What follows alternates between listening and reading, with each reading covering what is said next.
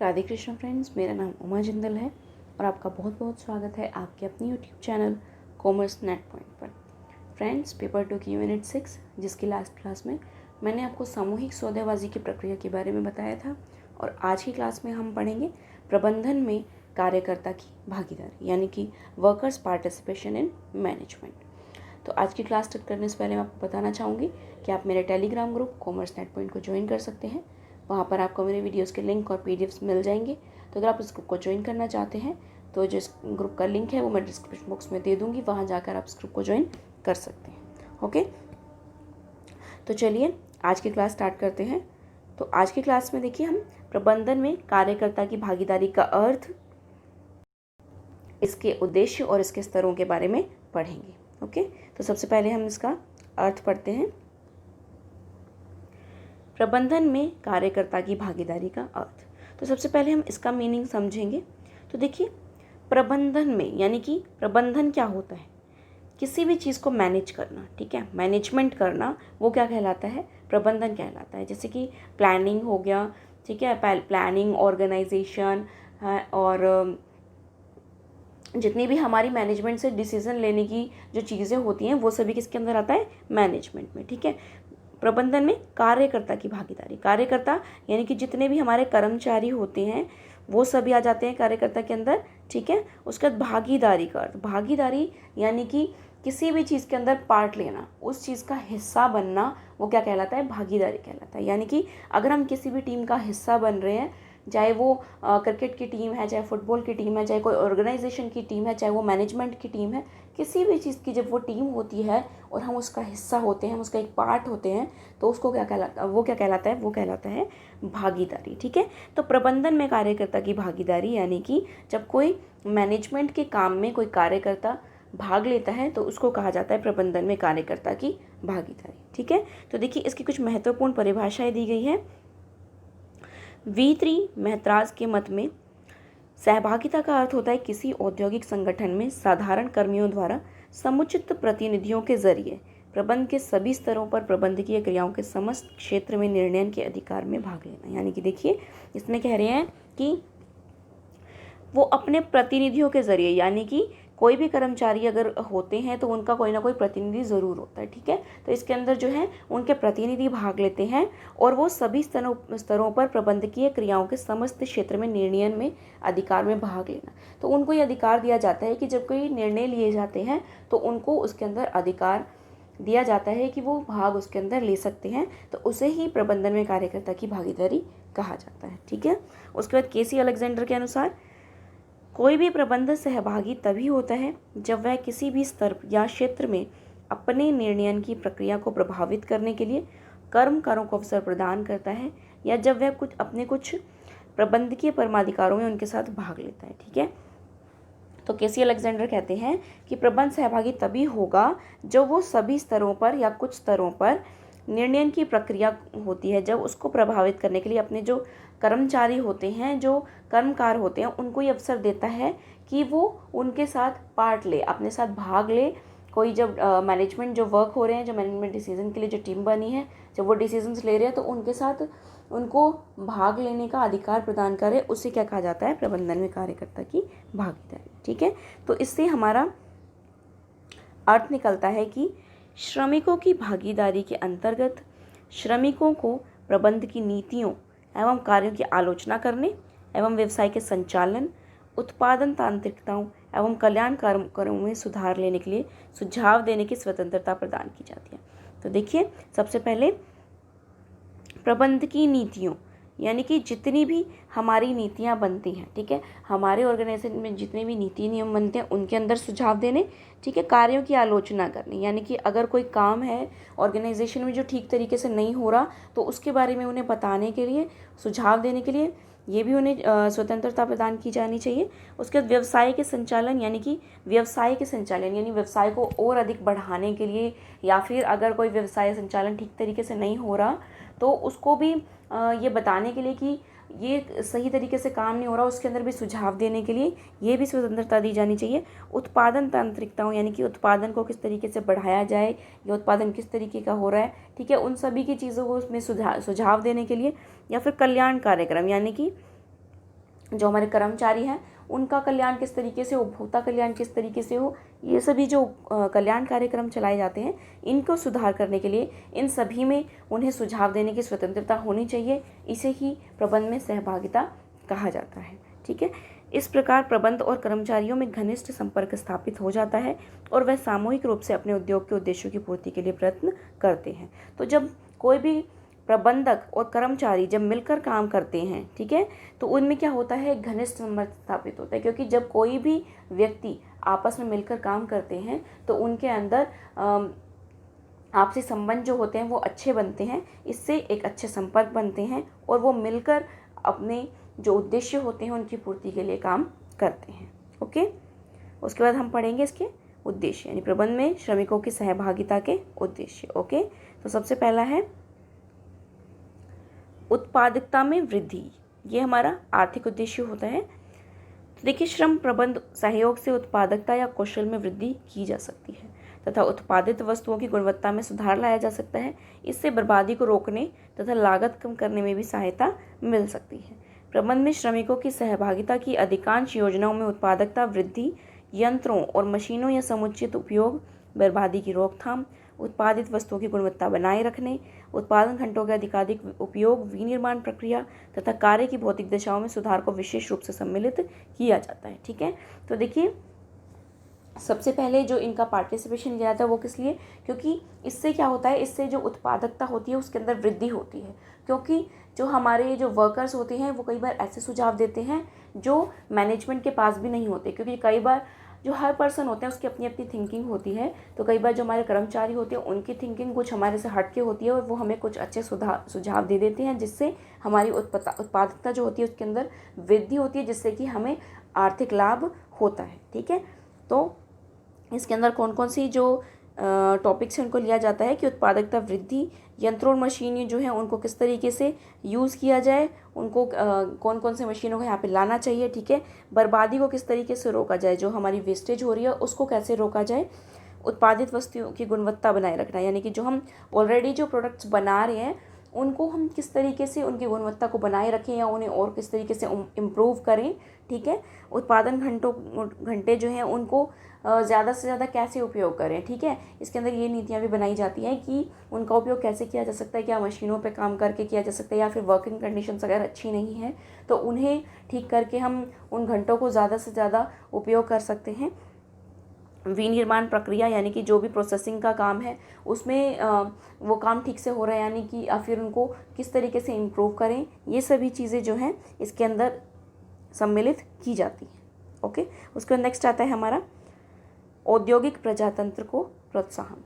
औद्योगिक प्रजातंत्र यानी कि जो हमारा ऑर्गेनाइजेशन का जो मेंबर्स हैं और औद्योगिक प्रजातंत्र उन्हें कहेंगे कि जितने भी हमारे उद्योग में और ऑर्गेनाइजेशन में जितने भी पर्सन जो काम कर रहे हैं वो कहलाएंगे हमारे औद्योगिक प्रजातंत्र। तो इससे उन्हें भी प्रोत्साहन मिलता है। तो देखिए, इससे श्रमिकों के बीच प्रतिष्ठान के प्रति आस्था मजबूत होती है और उन्हें प्रबंध में भाग लेते रहने की संतुष्टि प्राप्त होती है।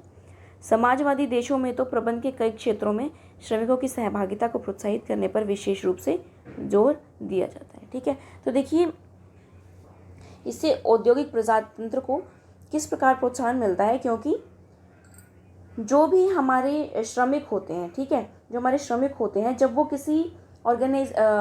वो किसी मैनेजमेंट डिसीजन का पार्ट बनते हैं तो उन्हें एक आत्मसंतुष्टि मिलती है। ठीक है, आत्मसंतुष्टि मिलती है और उससे उन्हें ऐसा लगता है कि जो हमारी ऑर्गेनाइजेशन है उसके अंदर हमारी भी वैल्यू है, हमसे भी सुझाव लिए जा रहे हैं, हमें एक अहम हिस्सा समझा जाता है संगठन के लिए। ठीक है, तो जब वो ऐसा समझते हैं तो उनके अंदर एक सेल्फ कॉन्फिडेंस आता है और अच्छा काम करने का, जिससे उन्हें सेल्फ फुलफिलमेंट मिलती है। ठीक है, उनकी आत्म जो आवश्यकताएं होती हैं उनकी पूर्ति होती है।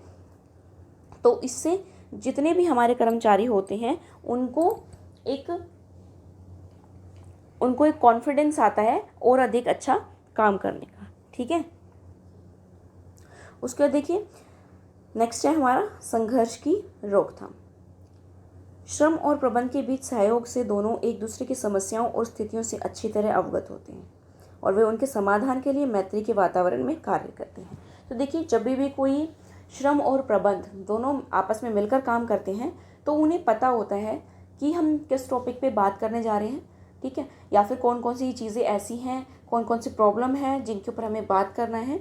तो वो जितनी भी कंडीशंस होती हैं उनको अच्छी तरीके से जानते होते हैं, ठीक है, और वो एक एज अ फ्रेंड के तौर पर वहाँ पे काम करते हैं। उनके अंदर एक उनके आपस में बहुत अच्छे संबंध होते हैं, ठीक है। इस तरह श्रम प्रबंध सहयोग से उद्योग में अच्छे नियोजक नियोजित संबंध की स्थापना होती है। यानी कि इस तरीके से जब वो आपस में मिलकर काम करते हैं तो उनके बीच एक अच्छे संबंध बनते हैं, क्योंकि सभी चीज़ों को वो उसके अंदर इंक्लूड कर रहे हैं, उनको बता रहे हैं सारी कंडीशंस के बारे में और उनसे सुझाव भी ले रहे हैं, ठीक है। तो संयुक्त निर्णयों द्वारा समस्याओं के समाधान के अनुभव से दोनों पक्षकार विवादास्पद विषयों के हल निकालने में भी सफल होते हैं। यानी कि अगर कोई ऐसे ऑर्गेनाइजेशन में ऐसे टॉपिक्स हैं जिनके ऊपर कोई विवाद उत्पन्न हो रहे हैं तो उसके भी इसके ज़रिए वो अच्छे हल निकाल सकते हैं, ठीक है। तो देखिए, अगर मान लीजिए कि जब भी कोई व्यक्ति है किसी भी टॉपिक के जब ऊपर बात हो रही है तो उसके अंदर अगर वो पार्ट ले रहा है, ठीक है, उसके अंदर अगर वो हिस्सा ले रहा है और उससे जो डिसीज़न हो रहा है, उस मीटिंग से कोई भी जो डिसीज़न निकला तो उसके ऊपर क्या होता है, उसके ऊपर कोई भी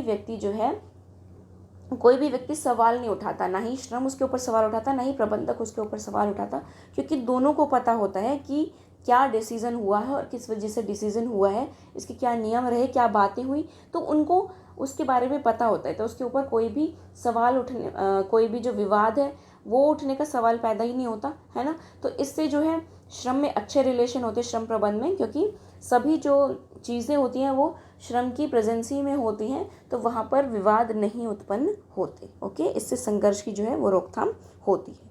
नेक्स्ट है हमारा श्रमिकों के विकास एवं कार्यतोष में सहायक। तो देखिए, जो ये प्रबंध में सहभागिता है, इससे जो हमारे श्रमिक हैं उनका भी विकास होता है। वो किस तरीके से? प्रबंध में श्रमिकों की सहभागिता की योजनाओं से श्रमिकों को आत्म विभक्ति और विचारों के आदान प्रदान का प्रचुर अवसर मिलता है। उनके विचारों एवं सुझावों से संगठन के उद्देश्यों की पूर्ति में सहायता मिलती है तथा प्रबंध भी श्रमिकों के विकास के लिए समुचित अवसर प्रदान करता रहता है। तो देखिए, इसके अंदर क्या होता है कि जब श्रमिक जो हैं वो अपने विचार रखते हैं, अपने विचारों का आदान प्रदान करते हैं, तो जो उनकी सेल्फ नीड्स होती हैं उनकी पूर्ति होती है, ठीक है, सेल्फ नीड्स की पूर्ति होती है और वो अपने आप को और अच्छा, अपने जो उस टाइम वो हैं उससे और अच्छा बनाने की कोशिश करते हैं। तो इससे क्या होता है, उनका विकास होता है, क्योंकि वो अपने अंदर देखते हैं कि हम कितना और अच्छा कर सकते हैं, तो वो और अच्छा करने का प्रयास करते हैं और उनका विकास होता है। साथ ही जब वो मैनेजर्स के साथ बैठते हैं, ठीक है, जब वो मैनेजर्स के साथ बैठते हैं और मैनेजमेंट डिसीजंस लेने में पार्ट लेते हैं, भाग लेते हैं, तो उन्हें उस टेक्निक्स का पता चलता है कि किस तरीके से मैनेजमेंट डिसीजंस लिए जाते हैं, तो वो भविष्य के मैनेजर के रूप में भी विकसित होते हैं। यानी कि अगर हमें कभी भविष्य में मैनेजर्स की आवश्यकता पड़े तो वो उसके रूप में भी विकसित होते हैं, ठीक है। तो जब संगठन में विचारों का आदान प्रदान होता है तो उससे उन्हें बहुत ही सहायता मिलती है, उन्हें अपने विकास के पूरे अवसर मिलते हैं। ओके, नेक्स्ट है हमारा प्रबंधकीय कौशल में वृद्धि। तो देखिए, प्रबंध में श्रमिकों की भागीदारी से प्रबंध को उत्पादक तथा संगठन के अन्य उद्देश्यों की प्राप्ति में श्रमिकों के उपयोगी सुझाव मिलते रहते हैं। इन सुझावों को ध्यान में रखते हुए प्रबंधक अपनी कार्य प्रणाली एवं उत्पादन प्रक्रियाओं में सुधार करते रहते हैं। सहभागिता की योजनाओं के लागू होने के फलस्वरूप दोषपूर्ण प्रबंध के क्रियाकलाप एवं तरीकों को त्यागे जाने एवं सही मार्गों के अपनाए जाने के कई उदाहरण मिलते हैं। इस तरह प्रबंधकीय कौशल में वृद्धि होती है और संगठन के उद्देश्य सहजता से प्राप्त हो जाते हैं, ठीक है। तो इससे पहले मैंने अभी बताया था आपको कि कई बार क्या होता है कि जो हमारे प्रबंधकीय जितने भी पर्सन होते हैं उनकी सोच हमारे श्रमिकों से कुछ हटके होती है, ठीक है। तो क्योंकि जो हमारे श्रमिक होते हैं वो लोअर लेवल पर काम करते हैं, उन्हें पता होता है कि जो हमारा उत्पाद है वो किस तरीके से बनाया जाता है और उनमें क्या क्या चीज़ें होनी चाहिए, है ना। तो वो कई बार ऐसे सुझाव दे देते हैं जो बहुत ही बेनिफिशियल होते हैं हमारे ऑर्गेनाइजेशन के लिए। तो जब हम उनको अपने संगठन में लागू करते हैं तो इससे क्या होता है, हमारे प्रबंध के जो कौशल होते हैं उनमें वृद्धि होती है, क्योंकि उनके जो हमारे विचार होते हैं वो भी हमारे ऑर्गेनाइजेशन में लागू हो रहे हैं। ठीक है। तो इससे हमारा टोटली जो ऑर्गेनाइजेशन है वो विकास करता है। ओके, नेक्स्ट है हमारा भागीदारी का स्वरूप या स्तर, यानी कि जो हमारे वर्कर्स पार्टिसिपेशन है वो कौन कौन से लेवल पर होते हैं, इसके क्या क्या स्तर हैं, कहाँ कहाँ पर जो हमारे कर्मचारी हैं उनको भागीदार बनाया जाता है। तो इसके बारे में हम पढ़ेंगे। तो देखिए, प्रबंध में श्रमिकों की सहभागिता का स्तर या उसकी मात्रा एक समान नहीं होती, ठीक है। तो जो भी हमारी श्रमिकों की सहभागिता होती है उनको सभी जगह एक समान इंक्लूड नहीं किया जाता, कहीं पर उन्हें कम इंक्लूड किया जाता है और कहीं पर ज़्यादा, ठीक है। कहीं सहभागिता बहुत ही सीमित होती है तो कहीं श्रमिक कई प्रबंधकीय क्षेत्रों में सक्रिय रूप से भाग लेते हैं। भागीदारी की योजनाओं के क्रियान्वयन को ध्यान में रखते हुए प्रबंध में श्रमिकों की सहभागिता के अग्रलिखित स्तरों या मात्रा का उल्लेख किया जा सकता है। तो जो प्रबंधक होते हैं तो वो योजनाओं के क्रियान्वयन के अनुसार, यानी यहाँ पर कितनी आवश्यकता है भागीदार की, तो उसके अनुसार उन्हें अपना भागीदार बनाते हैं, ठीक है। तो इनके कौन कौन से लेवल्स होते हैं सबसे पहले हम ये देखेंगे। तो देखिए, सबसे पहले होता है, सबसे फर्स्ट होता है हमारा इन्फॉर्मेशन, ये सबसे हमारा लोअर लेवल होता है। उसके बाद नेक्स्ट होता है कंसल्टेशन, फिर होता है डिसाइडिंग टुगेदर, फिर एक्टिंग टुगेदर और फिर लास्ट में आता है सपोर्टिंग, ठीक है। तो सबसे जो ऊपर होता है इसके अंदर जो हमारा कंट्रोल होता है, यानी कि जितने भी हमारे जो प्रबंधक होते हैं उनका जो कंट्रोल होता है वो कम होता चला जाता है। जितना हम ऊपर जाते हैं उनका कंट्रोल जो है वो कम होता चला जाता है और सबसे लोअर लेवल पे कंट्रोल जो होता है वो बहुत ज़्यादा होता है। यहाँ पर इस लेवल पे सबसे ज़्यादा कंट्रोल होता है हमारे मैनेजर्स का, यानी कि जो भी डिसीज़न लेते हैं मैनेजर्स जो होते हैं उनका यहाँ पर सबसे ज़्यादा कंट्रोल होता है। और जितना ऊपर जाते हैं उतना ही ये जो कंट्रोल होता है वो कम होता जाता है, यानी सपोर्टिंग जो हमारा लेवल होता है यहाँ पर सबसे कम कंट्रोल होता है हमारे मैनेजर्स का, ठीक है। तो चलिए अब हम इनको एक एक करके पढ़ लेते हैं। तो सबसे पहले आता है हमारा इन्फॉर्मेशन लेवल, यानी कि सूचनात्मक भागीदारी, ठीक है। तो सबसे पहले सूचनात्मक भागीदारी पढ़ेंगे। सहभागिता के इस स्तर पर नियोजक उद्यम से संबंध कुछ विशेष क्षेत्रों जैसे व्यवसाय की दशाओं, उद्यम के भविष्य, उत्पादन प्रणाली में परिवर्तन आदि के संबंध में सूचनाएं उपलब्ध कराने के लिए सहमत हो जाते हैं। सहभागिता का यह स्तर न्यूनतम होता है, ठीक है। तो इसके अंदर क्या होता है, इसके अंदर जो नियोजक होते हैं वो उद्यम से संबंधित, यानी कि जितने भी हमारे ऑर्गेनाइजेशन के रिलेटेड कुछ विशेष क्षेत्र, यानी कि कुछ इम्पोर्टेंट जो क्षेत्र होते हैं उनके बारे में जो हमारे वर्कर्स होते हैं उनको इन्फॉर्म कर देते हैं, ठीक है। सिर्फ यहाँ पर इन्फॉर्म कर रहे हैं, उन्हें हम पार्ट नहीं बना रहे, यानी कि उनसे कोई सुझाव नहीं ले रहे, सिर्फ उन्हें इन्फॉर्म कर रहे हैं कि जो हमारी ऑर्गेनाइजेशन है, जो हमारा व्यवसाय है, जो उद्यम है उसकी कंडीशन कैसी है, ठीक है। उसकी कुछ इंपॉर्टेंट चीज़ों के बारे में उन्हें इन्फॉर्म कर देते हैं, ठीक है। जैसे किन किन चीज़ों को इन्फॉर्म कर सकते हैं, जैसे व्यवसाय की दशा, यानी कि अगर कोई व्यवसाय की जो कंडीशन है वो अच्छी नहीं चल रही या बहुत अच्छी चल रही है, प्रॉफिट्स वगैरह कैसे हैं, ठीक है, तो उन सब चीज़ों के बारे में इन्फॉर्म करते हैं। उद्यम के भविष्य, यानी कि उद्यम जो है वो क्या क्या सोच रहा है, आगे चल के क्या भविष्य के बारे में वो सोच रहा है, ठीक है, इन सब चीज़ों के बारे में।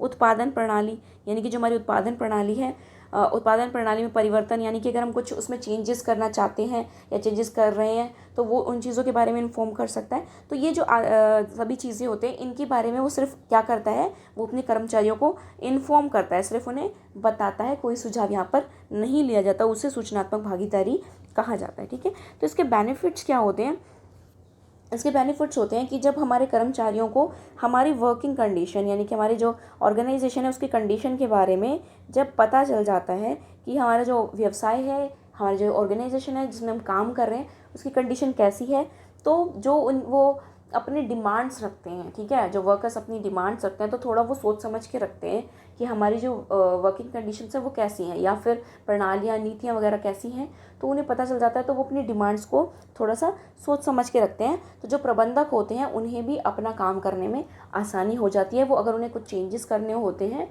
अपने व्यवसाय में तो वो ईजिली कर सकते हैं, ओके। उसके बाद आता है परामर्श भागीदारी, नेक्स्ट लेवल होता है हमारा परामर्श भागीदारी। तो देखिए, सहभागिता के इस स्तर पर नियोजक और कर्मचारियों या श्रम संघ के बीच कई पूर्व निर्धारित उभय विषयों पर औपचारिक एवं नियमित परामर्श की व्यवस्था की जाती है। तो इस लेवल पे क्या होता है, कुछ ऐसे टॉपिक्स होते हैं, थोड़े बहुत टॉपिक्स होते हैं जहाँ पर जो हमारे कर्मचारी हैं उनको भाग लेने की यहाँ पर स्वतंत्रता दी जाती है, उनसे परामर्श लिया जाता है, उनसे सुझाव लिया जाता है। ओके, इसके अंतर्गत नियोजक उद्यम से संबंध महत्वपूर्ण विषयों पर निर्णय लेने के पहले कर्मचारियों या श्रम संघों से परामर्श कर लेता है। यानी कि जब वो कोई महत्वपूर्ण डिसीजन लेने जाते हैं, कोई भी जो प्रबंधक होते हैं, जब वो इम्पोर्टेंट निर्णय लेने जा रहे हैं ऑर्गेनाइजेशन के बारे में कुछ टॉपिक्स पे, तो वो क्या करते हैं, अपने जो कर्मचारी हैं उनसे थोड़े बहुत परामर्श ले लेते हैं। तो इससे बेनिफिट क्या होता है, इससे बेनिफिट होता है कि अगर कोई चेंजेस वो कर रहे हैं, कोई डिसीजन ले रहे हैं और उसमें वो उन्हें पार्ट बना रहे हैं, उन्हें भागीदार बना रहे हैं, उनसे सुझाव ले रहे हैं, तो अगर चेंजेस उनके सुझाव से हो रहे हैं तो उसमें वो आगे चलकर सवाल नहीं उठा सकते, क्योंकि उनके परामर्श द्वारा ही वो चेंजेस हुए थे। ओके, उसके बाद नेक्स्ट है हमारा संयुक्त भागीदारी। तो देखिए, इसमें सभी के द्वारा मिलकर संयुक्त रूप से विषयों पर बात की जाती है और निर्णय लिया जाता है। आखिरी निर्णय प्रबंधन का होता है। तो देखिए, इसके अंदर क्या होता है कि दोनों जो होते हैं, श्रम होता है और प्रबंध होता है, दोनों के प्रबंधक जो होते हैं, दोनों के जो प्रतिनिधि होते हैं, वो मिलकर बात करते हैं। कोई भी जो टॉपिक होते हैं उनके ऊपर मिलकर बात करते हैं, अपने सुझाव देते हैं, दोनों ही ओर से सुझाव दिए जाते हैं। ठीक है, दोनों ही ओर से उसके बाद हल निकालने का प्रयास किया जाता है। लेकिन जो प्रबंधक होता है वो उसके सुझाव को सुनता है, जो श्रम के प्रतिनिधि जो होते हैं उनके सुझावों को सुनता है। आखिरी जो डिसीजन लिया जाता है, जो फाइनल जो डिसीजन लिया जाता है, वो प्रबंधक द्वारा ही लिया जाता है। ठीक है, वो उसके ऊपर ही होता है कि वो जो श्रम के सुझाव है उनको माने या ना माने। ठीक है, तो डिसीजन जो लेगा वो प्रबंध ही इसके अंदर लेता है। उसके बाद नेक्स्ट आता है प्रशासकीय भागीदारी। तो देखिए, इस स्तर की सहभागिता में उद्यम से संबंध कुछ क्षेत्रों में प्रशासन का भार कर्मचारियों और प्रबंधकों की संयुक्त समितियों को सौंप दिया जाता है। तो इसके अंदर क्या किया जाता है, इसके अंदर कुछ टॉपिक्स ऐसे होते हैं, कुछ क्षेत्र ऐसे होते हैं जिसके प्रशासन का भार, यानी कि उसके कर्तव्य, उसके उत्तरदायित्वों को कर्मचारियों और प्रबंधकों की संयुक्त समितियों को ही सौंप दिया जाता है कि अब आपको इसका काम करना है। ठीक है, सहभागिता के इस स्तर में कर्मचारियों को अपेक्षाकृत अधिक जिम्मेदारी और अधिकार प्राप्त होते हैं तथा उन्हें प्रशासन और निरीक्षण कार्यों में अधिक स्वायत्तता प्राप्त होती है। ठीक है, उन्हें प्रशासन और निरीक्षण, यानी कि वो उस काम का प्रशासन भी कर सकते हैं, निरीक्षण भी कर सकते हैं, उसमें कुछ चेंजेस वगैरह भी कर सकते हैं, तो उन्हें उसकी स्वायत्तता दी जाती है। ठीक है, तो भारत की सहभागिता योजनाओं में जिन क्षेत्रों में संयुक्त निकायों को प्रशासकीय दायित्व सौंपे जाने की व्यवस्था है उनमें महत्वपूर्ण है सुरक्षा, कैंटीन, कल्याण सुविधाएं, सुझाव और शिशु तथा व्यावसायिक परीक्षण। ठीक है, तो इन सब चीज़ों में क्या किया जाता है, इन सब चीज़ों में उनकी संयुक्त समितियों को कर्तव्य और उत्तरदायित्व सौंप दिए जाते हैं कि आपको जो है इन सब चीज़ों से काम करने हैं और आपके क्या क्या उत्तरदायित्व हैं। ठीक है, लेकिन जो प्रबंधक हैं वो उन कार्यों की देखरेख करते रहते हैं कि जो वो काम कर रहे हैं वो सही तरीके से कर रहे हैं या नहीं।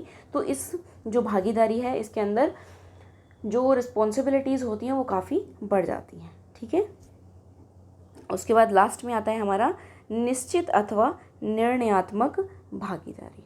ठीक है, तो देखिए, यह प्रबंध में श्रमिकों की सहभागिता का उच्चतम स्तर है।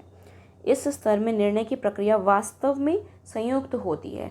इसमें प्रबंध और श्रम संघ या श्रमिकों के प्रतिनिधि दोनों को संयुक्त रूप से निर्णय लेने का अवसर मिलता है और निर्णयों के परिणामों का दायित्व दोनों पर संयुक्त रूप से रहता है। ठीक है, तो इसके अंदर क्या होता है, जो हमारे श्रम के प्रतिनिधि और जो प्रबंध के प्रतिनिधि होते हैं ये दोनों वास्तव में भाग लेते हैं। वास्तव में कहने का मतलब है कि दोनों को ही यहाँ पर अधिकार दिए जाते हैं कि अगर इन्हें कोई चीज़ ठीक लग रही है तो ये भी कह सकते हैं कि इस चीज़ का डिसीज़न हमें लेना चाहिए या डिसीज़न ले सकते हैं। तो दोनों ही यहाँ पर संयुक्त रूप से पार्ट लेते हैं और उन्हें अवसर मिलते हैं कि वो किसी चीज़ के निर्णय ले सकते हैं, वो किसी चीज़ के परिणामों पर पहुंच सकती हैं। ठीक है, तो इसके अंदर दोनों को ही अवसर मिलता है, दोनों को ही समान अवसर मिलता है कि वो किसी टॉपिक पे हल निकालने का प्रयास करें और आपस में बात करके उन पर डिसीजन लें।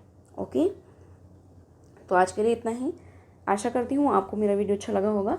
अगर आपको मेरी वीडियो अच्छा लगा हो तो प्लीज़ इसे लाइक कीजिए और अगर आप मेरे चैनल पर नए हैं तो चैनल को सब्सक्राइब करिए और साथ में मेरे बेल आइकन को प्रेस कर दीजिए ताकि वीडियो अपलोड होते ही आपको नोटिफिकेशन मिल सके। और इस वीडियो को ज़्यादा से ज़्यादा शेयर कीजिए ताकि आपके फ्रेंड्स एंड रिलेटिव्स इस वीडियो से बेनिफिट उठा सकें।